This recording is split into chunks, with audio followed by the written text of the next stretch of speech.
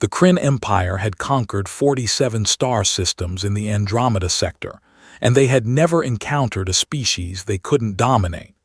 Their latest acquisition was a small blue planet in the Sol system, Earth, and among the captured specimens was an 8-year-old human girl named Lisa. Commander Vexther stood before the transparent aluminum enclosure, his chitinous mandibles clicking in anticipation. The arena stretched 50 meters across, its floor covered in red sand imported from Kryn Prime. Above, holographic displays broadcast the spectacle to millions across the Empire. "The human child," Vexther announced, his translator converting his clicks into galactic standard, "will now face the Pale Hunter. Let this demonstrate the futility of resistance."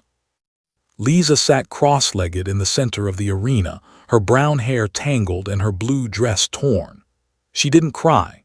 She hadn't cried since they'd taken her from the colony ship 3 weeks ago. Instead, she watched the massive gate on the far side begin to rise. The Pale Hunter emerged. It stood 4 meters at the shoulder, its albino fur gleaming under the artificial lights. 6 muscular legs carried its mass with predatory grace, and its 3 eyes, each the size of dinner plates, fixed on the small human.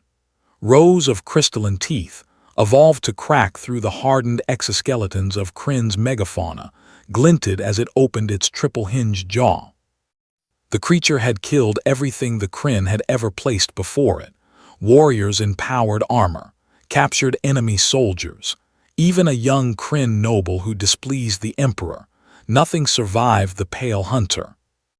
The crowd's anticipation hummed through the stadium's psychic resonance field. Lisa tilted her head, studying the creature. She'd seen pictures of lions in her tablet back home before everything changed. This thing looked similar but wrong: too many legs, too many eyes, teeth that seemed to grow from its skull rather than its jaw. The Pale Hunter circled her, its movements liquid despite its bulk. Protocol dictated it would toy with prey first, a behavior that made the spectacle more entertaining for Kryn audiences. In the observation deck, Alex pressed his hands against the force field separating him from the arena. At 16, he was the oldest human in the facility, captured during the same raid that had taken Lisa. He tried to protect her, tried to shield the younger children, but the Kryn had separated them all. "Don't move, Laza," he whispered, knowing she couldn't hear him. "Please just don't move." Dr. Saren, the facility's xenobiologist, stood beside Vexther, her sensor stalks quivering with scientific interest. "Commander, I must advise caution.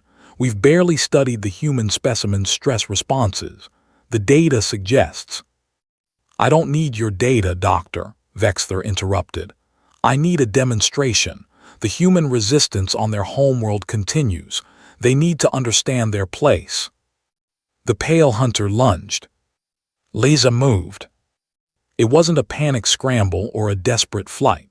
She rolled sideways with practiced precision, coming up in a crouch that Alex immediately recognized from the self-defense classes their colony ship had mandated for all children.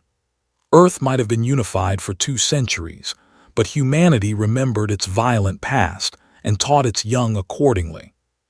The hunter's claws gouged trenches in the sand where Lisa had been a millisecond before. "Interesting," Dr. Saren murmured, her instruments recording every detail. "Observe the child's pupil dilation, the oxygenation increase in her bloodstream. Commander, the human adrenal system is flooding her body with combat hormones at levels that would kill most species our size." Vexther waved a claw dismissively. "Desperation, watch." But Lisa wasn't desperate, she was calculating. The hunter circled again, its 3 eyes narrowing. In its centuries of existence, prey had never dodged. Everything ran, and running prey was easy to catch. Lisa picked up a handful of red sand and waited. The second lunge came faster. The hunter had learned, but so had Lisa. She threw the sand directly into all 3 eyes simultaneously. The creature shrieked, a sound that shattered two viewing screens and caused several Kryn observers to clutch their auditory organs in pain. While it thrashed blindly, Lisa sprinted not away, but toward one of the fallen gate mechanisms. Impossible, Vexther breathed. No prey runs toward. Lisa grabbed a piece of broken metal, roughly the length of her arm, with a jagged end sharp enough to reflect the arena lights. When the hunter's vision cleared and it charged again, she didn't dodge. She attacked. The pale hunter expected prey. What it got was a small human girl who'd grown up in a generation ship where every child learned that resources were limited and survival meant fighting smart, not big. Lisa ducked under the snapping jaws and drove the metal shard upward into the soft tissue beneath the creature's jaw. The hunter's own momentum did the rest. The arena fell silent except for the dying creature's gasps. Lisa stood in the spreading pool of bioluminescent blood, chest heaving, the metal spike still clutched in both hands. Dr. Saren's instruments were overloading. "Commander, the human's biochemistry. I've never seen anything like this. Their stress response doesn't just prepare them for flight, it prepares them for sustained combat. Look at the glucose metabolism, the muscle oxygenation, the neurological activity. They're not just surviving fear, they're weaponizing it." Alex was already running. Guards tried to stop him, but he'd been watching, learning their patterns for weeks. He hit the control panel with a stolen access card, taken from a careless technician, and the observation deck's door slid open. He reached Lisa in seconds, dropping to his knees beside her. "Are you hurt?"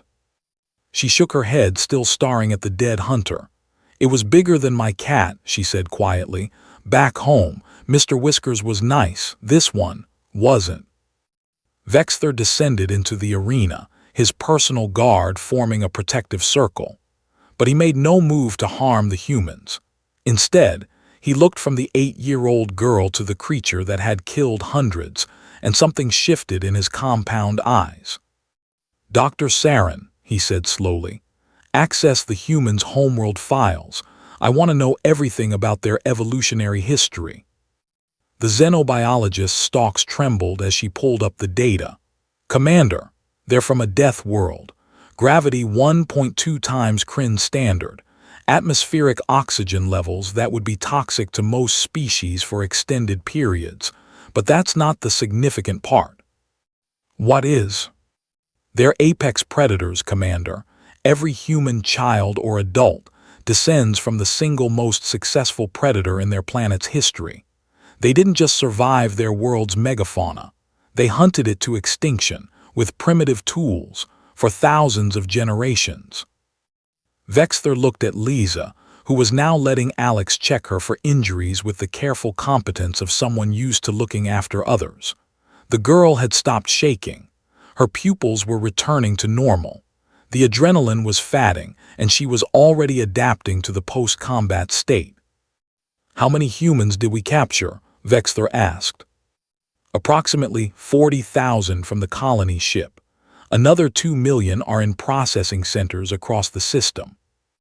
The commander's mandibles clicked in what might have been laughter or horror. "And we thought to make them entertainment, to break their spirit with displays of our strength." "Commander." Vexther turned to his communications officer. "Open a channel to the Emperor, immediately, and prepare a priority message to all occupation forces in the Sol system." "What message, Commander?" He looked back at Lisa, who was now holding Alex's hand, her small fingers gripping his with surprising strength. "Recommend immediate cessation of hostile actions against humans. Recommend reclassification." "Reclassification to what, sir?" Vexther watched as medical staff approached cautiously, as Lisa tensed again, ready to fight if needed. This child who should have been helpless. This prey animal that had killed the unkillable. "Not prey," he said finally. "Never prey. Recommend opening diplomatic channels, and someone get those humans proper quarters, now."